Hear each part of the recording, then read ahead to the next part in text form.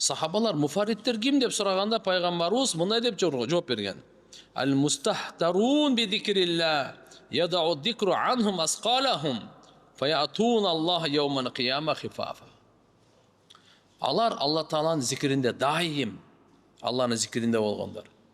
Курсагы ток болсо да Алланын зикиринде, ач болсо да зикиринде, ден соолугу жакшы учурунда дагы, кээде ооруп калат адам баласы, ооруп атканда да Алланын зикиринде, иши жүрүп атса деле Алланын зикиринде, иши жүрбөй атса деле Алланын зикиринде, бүгүн соодасы жүрүп акча көп таап атса деле Алланын зикиринде, бүгүн соода жок, эчтеке эмес, Алланын зикиринде, бирөөнү сөгүп тиякпыяк, андай жок бунукучу. Алланын зикиринде, арчу түндөсү деле, күндүзү деле Алланын зикиринде. Мына. Булар кимдер деп атат?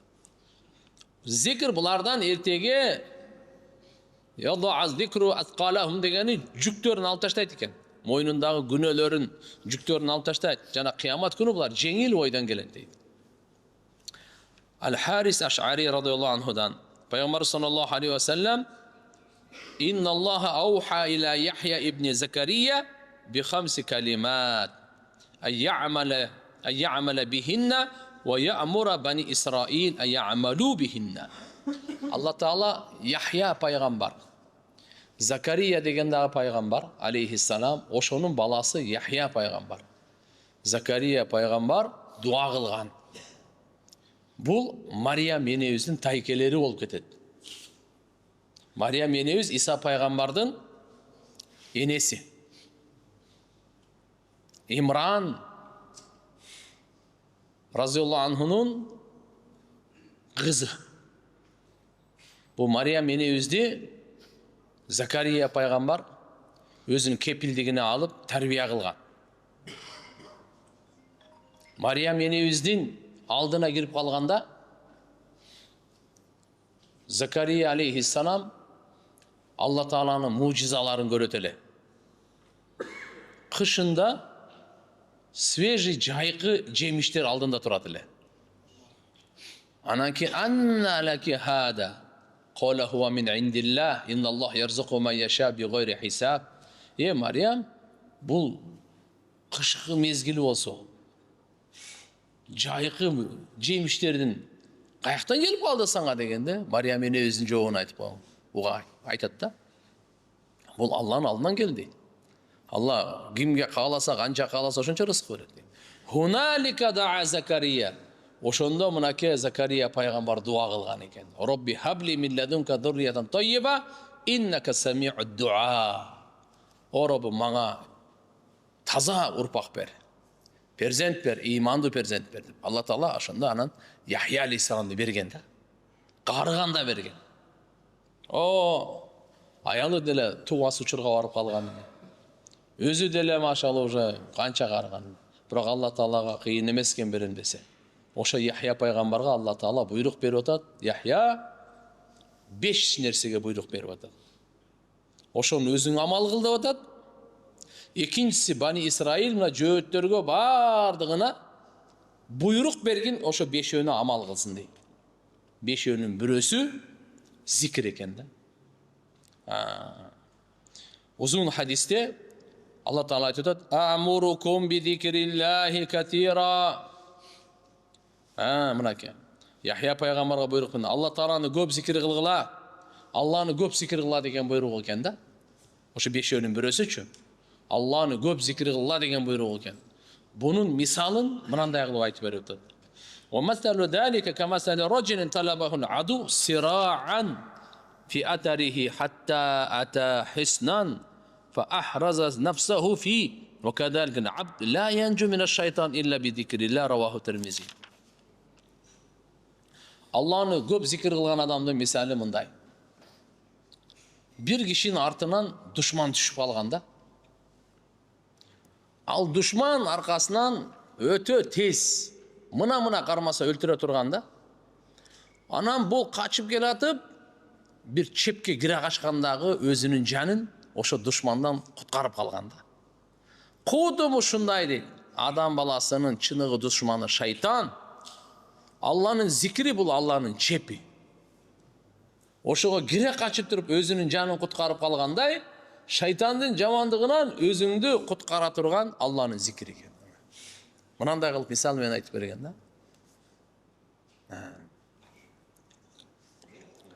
Умму Анас радhiyallahu anhaдан риваят, радhiyallahu anhuma.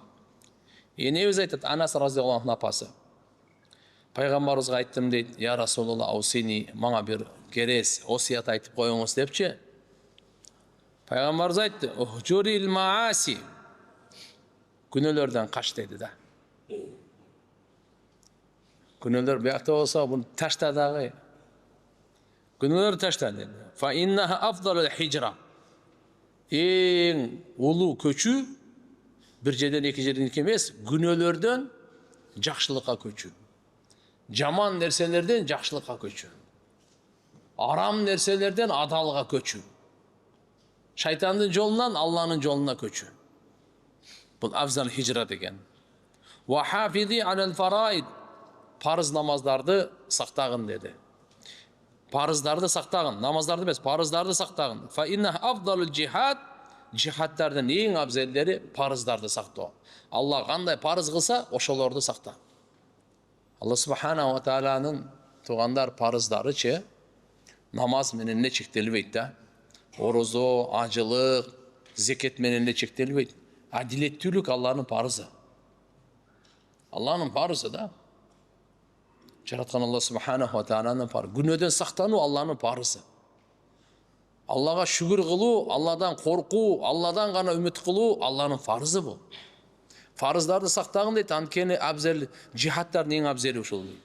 Ва аксири мин зикрилла фа иннаки ла таатина Аллах би шайин ахаб илей мин касрати зикрихи. Андан кийин үчүнчүсүн айтты, Алланын зикрин көп кылгын деди. Ошо энебизге пайгамбарыбыз осуят айтты. Алланын зикрин көп кылгын, анткени сиз Алла Таалага көп зикирден дагы сүйкүмдүүрөөк нерсе менен алып барбайсыз деди алдыначы. Алланын алдына баргандагы эң Аллага сүйкүмдүү нерсе Алланы көп зикир кылуу, ошону алып барасыз. Ошон үчүн Алланы көп зикир кылыңыз деп осият айтып атат. Ибн Аббас разhiyallohu anhumadan риваят бар. Пайгамбарыбыз саллаллаху алейхи ва саллям айтат: "Ман ажаза минкум анил лейли айюакибадаху ва бахилан билмал айюнфиқаху ва жабуна анил аду айюджахидаху фалюксир зикраллах."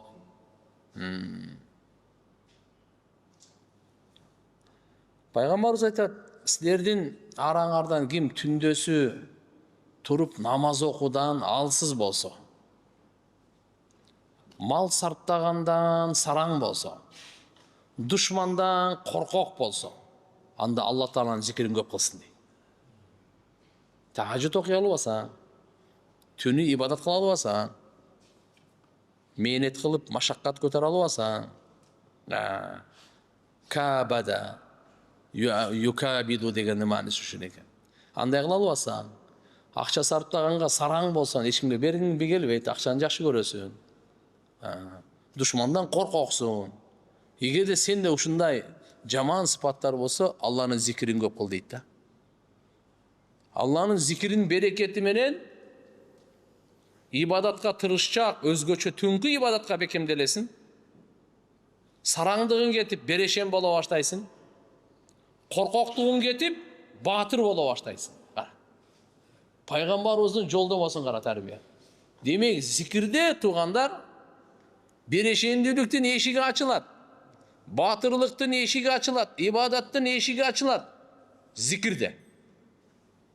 Пайгамбар ушуга чейин айтып атат, карап. Көп зикир кылганда мынандай жакшылыктар бар экен. Коркоктук кетип, баатырлык келе турган жакшылык бар. Сараңдык кетип, берешендүүлүк келе турган жакшылык бар. Жалкоолук кетип, түнкү ибадатка бекем боло турган жакшылыктын бардыгы зикирде. Бирок жөнөкөй зикирде эмес, касраты зикир, көп зикирде. 100 жолу зикир кылып коюп, анан ал менен болбойт. Көп зикир. Азы 300. Канча азы? 300. Ана адам кадимкидей көрөт. Зикирдин нуру тез келет. Бирок тез да кетип калат да. Илимдин нуру кичине кечирээк келет. Бирок кеч кетет. Эң кеч келген даваттын нуру. Даваттын нуру келгенден кийин кайра кетпейт дейт. Кайра кетпейт. Зикирде адам баласына нур тез келет. Тез эле көздөн жаш агып, жүрөктү бошошо, сразу эле адам руханият өзгөрө баштайт. Канчалык көп зикир кылса, вот ошончолук иншаалла пайда. Мына жерде пайгамбар саллаллаху алейхи ва саллям айтып атат: "Фалюксир зикраллах." Алланын зикирин көбөйтсүн. Ким коркокпу? Алланын зикирин көбөйтсүн. Ким сараңбы? Алланын зикирин көбөйтсүн. Ким жалкообу? Алланын зикирин көбөйтсүн. Ан Аби Хурайра радıyallahu anhu qala Rasulullah sallallahu aleyhi ve sellem, Peygamber sallallahu aleyhi ve sellem aytat, hadisi kudusu iken, Yaqulullah, Allah aytып жатат: "Ana inda dhanni abdi bi wa ana ma'ahu idha dhakarani." Allah aytat, men pende men tuуралуу кандай күмөндө болсо, ошондой мамиле кылам. Ошондой мамиле. Жана мен ал менен биргемин, качан мени эстеп эле турса. Демек, бул хадистен бизге маалым болду туган, Алла Тааланы эстеп турсак, Алланын жардамы биз менен бирге. Алланын колдоосу, коргоосу, Алланын разычылыгы биз менен бирге. Алланы эстеп турсак эле, жараткан Алла субхана ва таала биз менен бирге. Анан бердеги азыркы биринчи хадистин бөлүкчөсүндө Алла Таалага биз жакшы күмөндө болушубуз керек экен. Кандай күмөндө болсоң, ошондой Алла мамиле кылат. Алла Таалам алхамдулилlah ишимди оңдоруп берет. Сыноомду жеңилдетет. Даражамды бийик кылат, ибадатымды кабыл кылат, тобаларымды кабыл кылат. Аллахым өзүнө жакын кылат. Ахиретимди Алла Таалам абад кылып берет. Кабырымды нурлуу кылат деп жакшы күмөндө болсоң, ошондой кылып берет. Кандай күмөн кылсаң, ошондой Алла мамиле кылат дейт. Ана инда дhanni abdi bi.